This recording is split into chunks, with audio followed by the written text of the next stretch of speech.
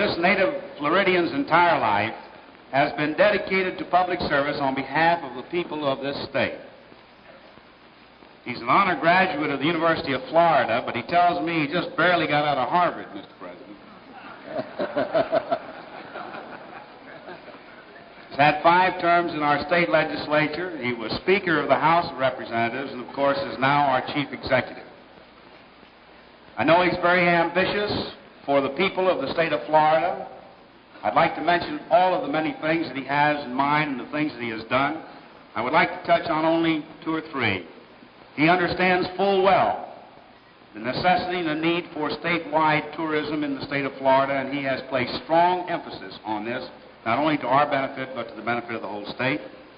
He understands the necessity for backup of industrial strength in the state of Florida, and has placed great personal interest and activity in this area.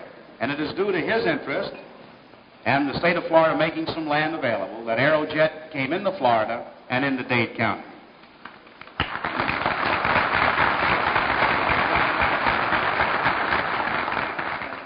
He understands full well the great necessity for higher education to take its place in this great space age and the opportunities that lie ahead for the state of Florida.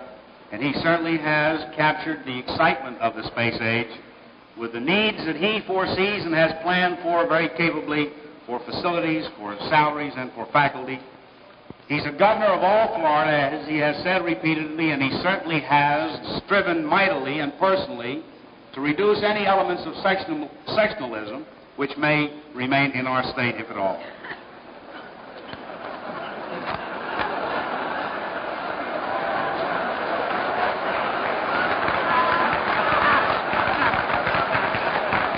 I can tell that you're all good Democrats. Otherwise, you would never have misinterpreted the word sectionalism.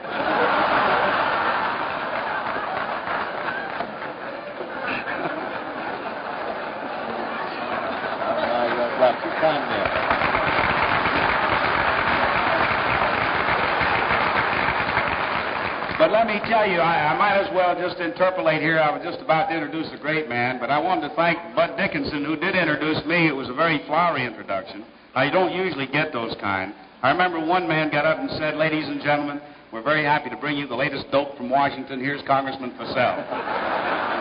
So now that you know, why, forgive me. But let me proceed with the great honor and the privilege that I have of presenting to you a man whom I have had the privilege of working with for many years. A man of great conviction and determination, tremendous ability, a man who has set his sights on doing for Florida that which needs to be done in this great day and age. He is truly one of the nation's greatest Democratic governors, our own Governor Ferris Bryant.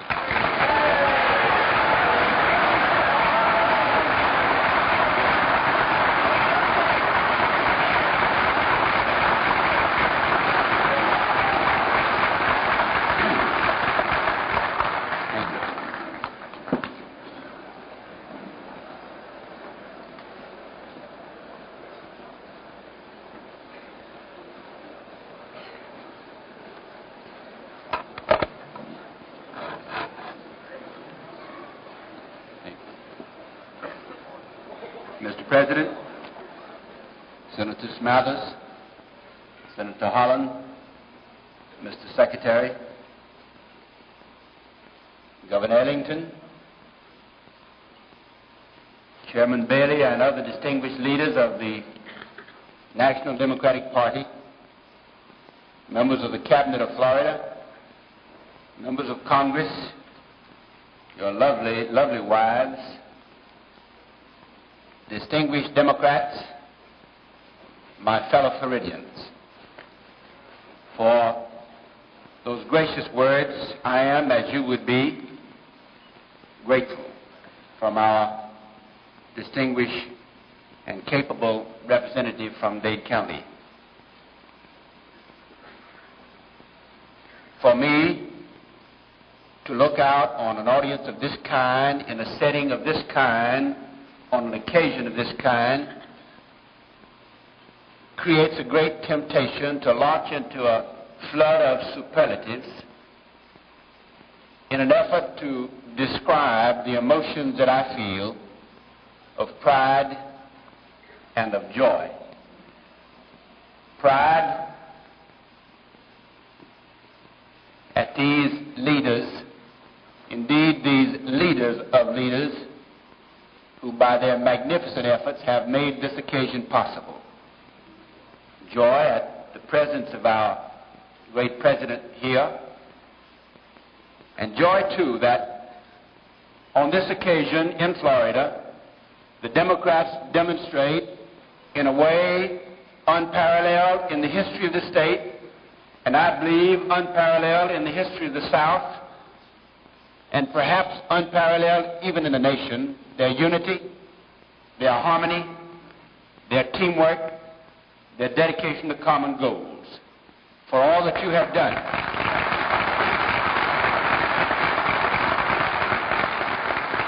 Mr. President, these people are gathered here to welcome you. And any words that I utter will be superfluous to add to that welcome. By their presence here in such number and such quality, I know you are conscious of it. You have made in your relatively brief years much history. You make history tonight. There has never been a president, sir, to visit Florida on such an occasion as this and to participate with us in this fashion. Neither of the Democratic Party nor of any of those other parties that have for a brief hour flitted across the national scene. Be they Whigs or Federalists or Progressives or Mugwumps or Republicans. But I would not have you think, therefore, and I know that you would not with your love of history, that Florida does not have a blessed heritage in the Democratic Party. It does. It was Thomas Jefferson, that first great Democratic president, who first conceived among all our national leaders that Florida should belong to the Union. It was James Madison, that second great Democratic president, who, so eager was he to grasp this pendant jewel on the continent of America, that he, before his time, claimed that Florida was a part of the Union. It was not. It was James Monroe, that third great Democratic president, who actually signed the treaty with Spain. I'm sorry Attorney General Kennedy could not be here with you tonight. I'd like to go into the background of the assumption of Florida into the Union. James Monroe made a fact of that dream. And it was the fourth great Democratic president, Andrew Jackson, who honored this state and served his nation by serving as our first territorial governor. It is significant, sir, that when I came into office and now, the only portrait hanging on the walls of the governor's office in Tallahassee is a portrait of Andrew Jackson, a great predecessor, sir, in whose footsteps you so nobly and well walk.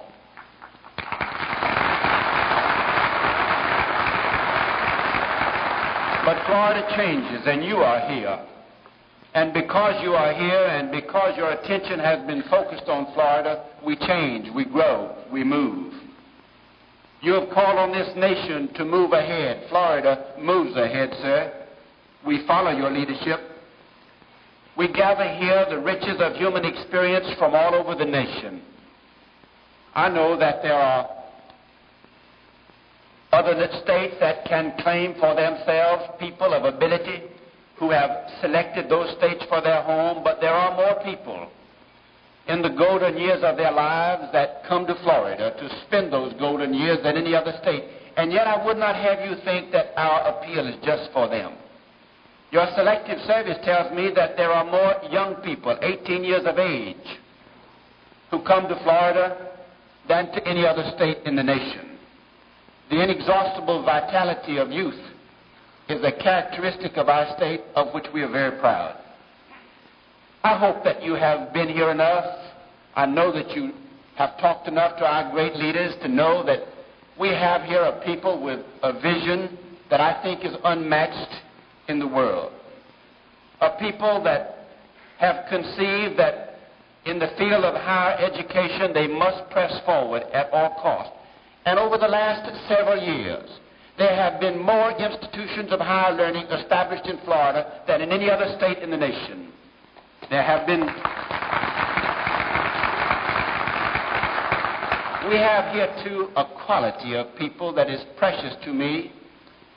I cannot as well express it as did the distinguished ambassador for Indonesia when he visited Tallahassee this last Thursday and said to me, there is a peculiar quality about the people of Florida that I like. He says it is that they take the time to say please and thank you. They take time in Florida to smile. What a wonderful tribute for a great people. We're grateful, too, for the natural resources that are ours.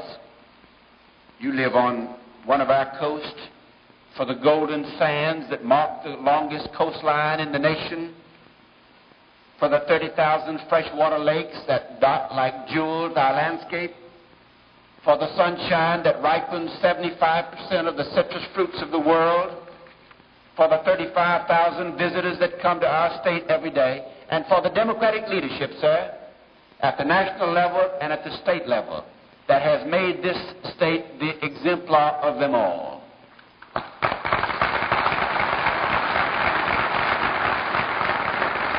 But may I say, sir, that of all the things that distinguish Florida in this day of eminence, when fortune has pointed its fingers at us, we are most grateful for the fact that it is from our sandy shores that a nation on its tiptoes is reaching for the moon. You have called on the nation to respond. Florida is responding. We fling down a challenge to any of our 49 sister states to join in the race to meet your goals, a race with time and fortune which we cannot and will not lose. The leadership that has come to Florida, the growth that has come to it over 150 years is not by accident. And it's my privilege to introduce to you now one of those men whom you so well know, who has given Florida so much of its leadership. County judge, state senator, governor, United States senator, distinguished Democrat, great statesman, good friend of Florida, good servant of the nation, of whom it might well be said, even in this distinguished audience, that none has given more of himself to his state and his nation than the senior citizen, the senior senator from Florida, the Honorable Spencer Holland.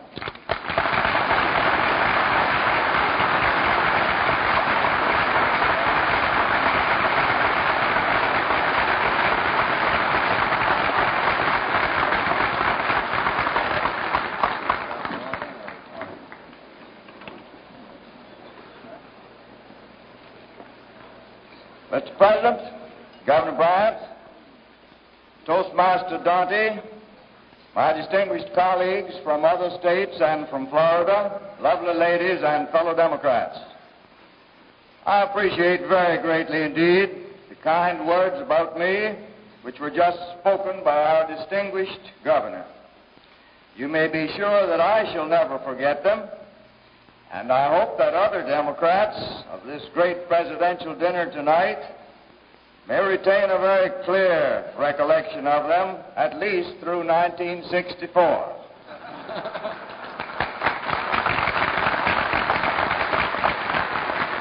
We Florida Democrats...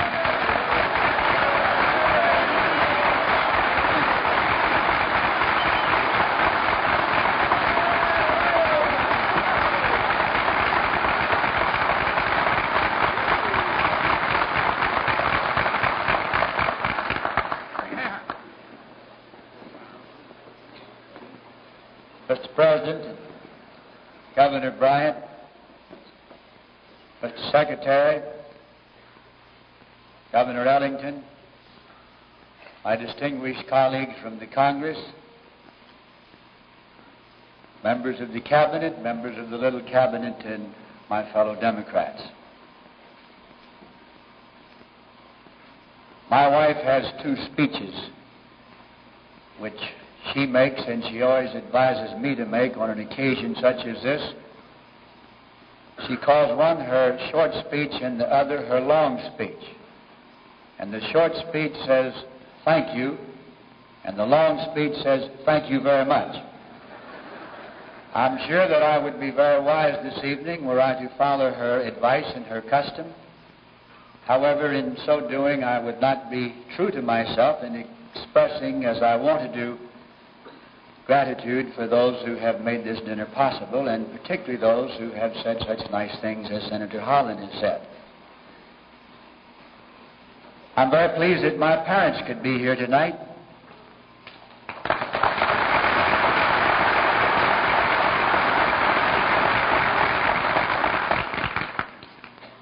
As the Vice President said, and I will borrow from him because I think it's somewhat appropriate, he says, when generous things are said like this, it's wonderful to have your parents present because your father appreciates it, but more importantly, your mother believes it.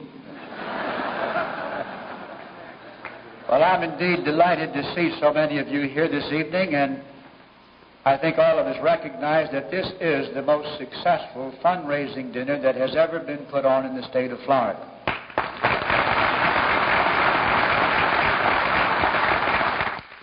I would like to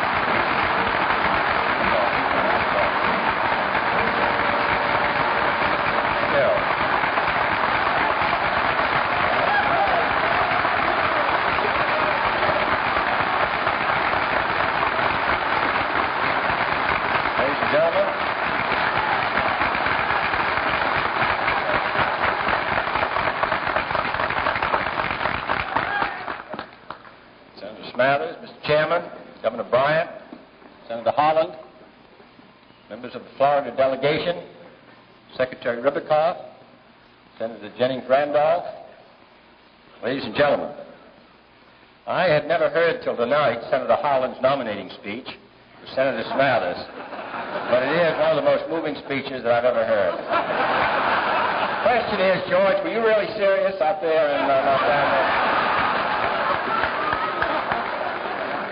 I actually came down here tonight to pay a debt of obligation to an old friend and faithful advisor. He and I came to the 80th Congress together and have been associated for many years. And I regard him as one of my most valuable counselors in moments of great personal and public difficulty. In 1952, when I was thinking about running for the United States Senate, I went to the then Senator Smathers and said, "George, what do you think?" He said, "Don't do it. Can't win. Bad year."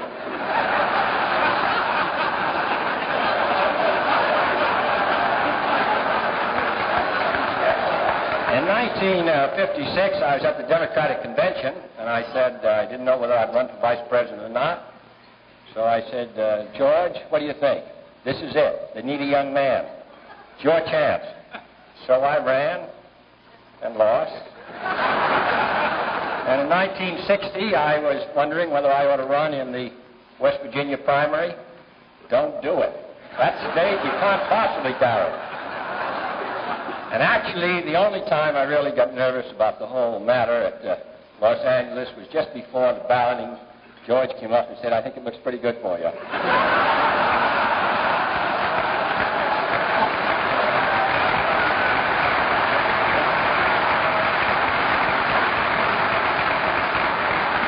I encourage you to know that every Tuesday morning as the majority whip, we have breakfast together and he advises with me. Cuba, anything else, Laos, Berlin, anything. George comes right up there and gives his views, and I listen very carefully and patiently.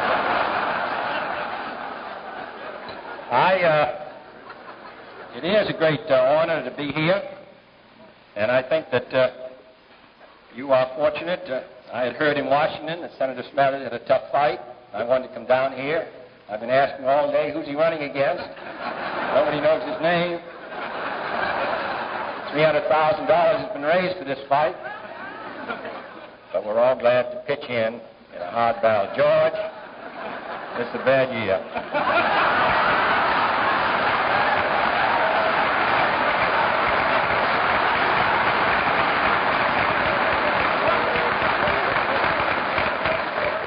All of you, however, have a down payment in his candidacy, and I know that you're going to support him wholeheartedly. He is, I think, the best test of any man is the opinion of those who serve with him. He is a member of what has been called the most exclusive club in the world. It is the only club that it's safe to be a member of in Washington today. He is, and in that club, he has been selected as the whip, which is one of the leaders of the majority party. He was chairman of the Senate Campaign Committee. When I was running for the presidency, he was the chairman of our campaign in the South. When I stood up to be married, he was my usher. And therefore, I am delighted to come here to join with a friend, which is the most important thing, and also a distinguished member of the United States Senate.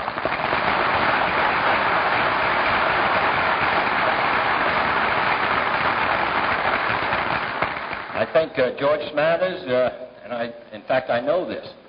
In the 1950s, when Latin America was a matter of, I think, comparative indifference, when our eyes were concentrated on problems all over the world, to the best of my recollection, and I think Senator Holland pointed this out very wisely, Senator Smathers was the only member of the United States Senate who time and time again indicated to the members of the Senate and to the people of the United States that this is our backyard. From 1945 to 1960, the United States gave as much aid to Yugoslavia as it did to all of Latin America. And it is a source of satisfaction to me, with all of the problems that we now face in Latin America and all of the challenges, that this country has a program in the Alliance for Progress which I believe can successfully counter the communist onslaught in this hemisphere.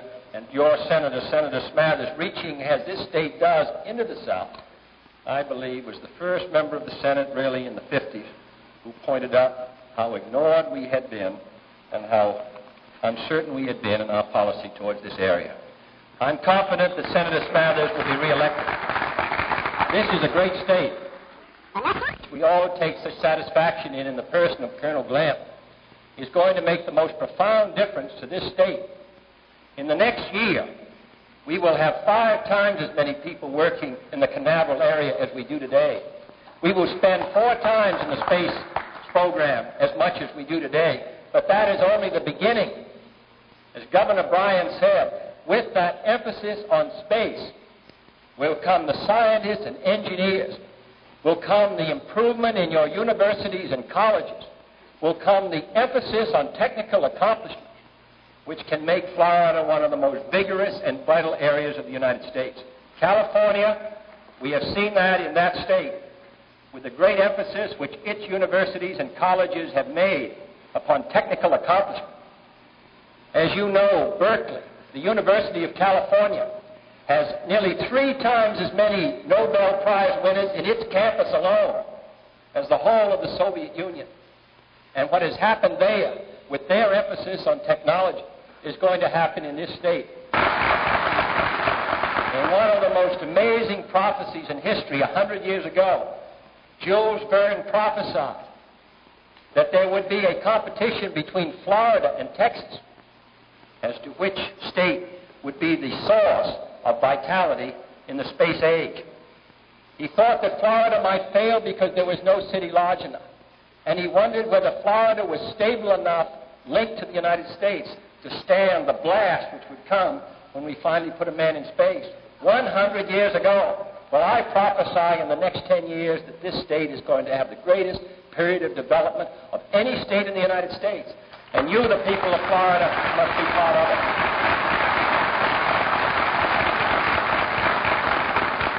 And I think your governor and Senator Smathers and Senator Holland, the members of your delegation, recognize it. Those who say why we should go to the moon. It's not the moon that we're interested in. It's the ability of the United States as the leader of the free world to be second to none in a vital sea, an ocean, which I believe space to be. And what it means here and around the world, I believe can be the most important part of our rise in the 1960s. In looking back over the last year, I take some satisfaction in some events, and I take disappointed in others. We have, I believe, got a policy towards Latin America, though we must. I come to this city and this state, which has a most promising future, as a part of a country which has a most promising future, as a part of the free world which I believe has a most promising future. The fact of the matter is that in the last 12 months we have seen more clearly than ever before the contrast between our system and that of those who make themselves our adversaries. The wall in Berlin to lock people in, I believe, is the obvious manifestation which can be demonstrated all over the world of the superiority of our system. And the question now is, are we willing to stand the course? Are we willing to carry the burdens through the next 10 or 15 or 20 years? I believe we are. And I come to this southern part of the United States to speak on behalf of your senior senator, junior senator, Senator Smathers, who I'm confident will come back, and Danny Fussell, the congressman from this city, who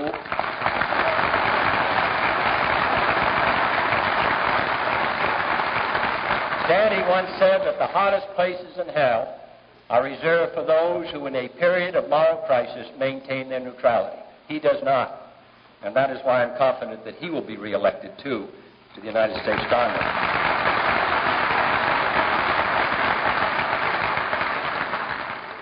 The history of the United States was not written at Jamestown or in Massachusetts.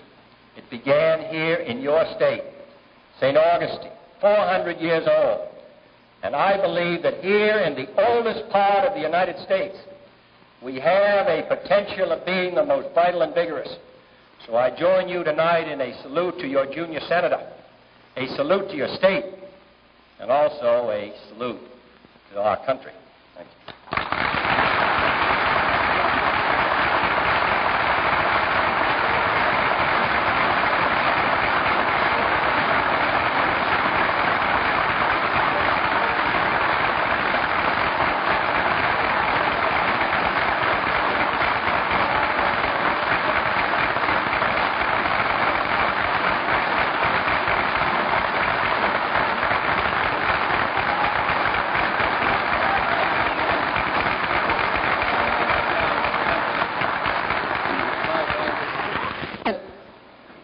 You have struck a chord which is resonant in the heart of everyone within the sound of your voice this evening.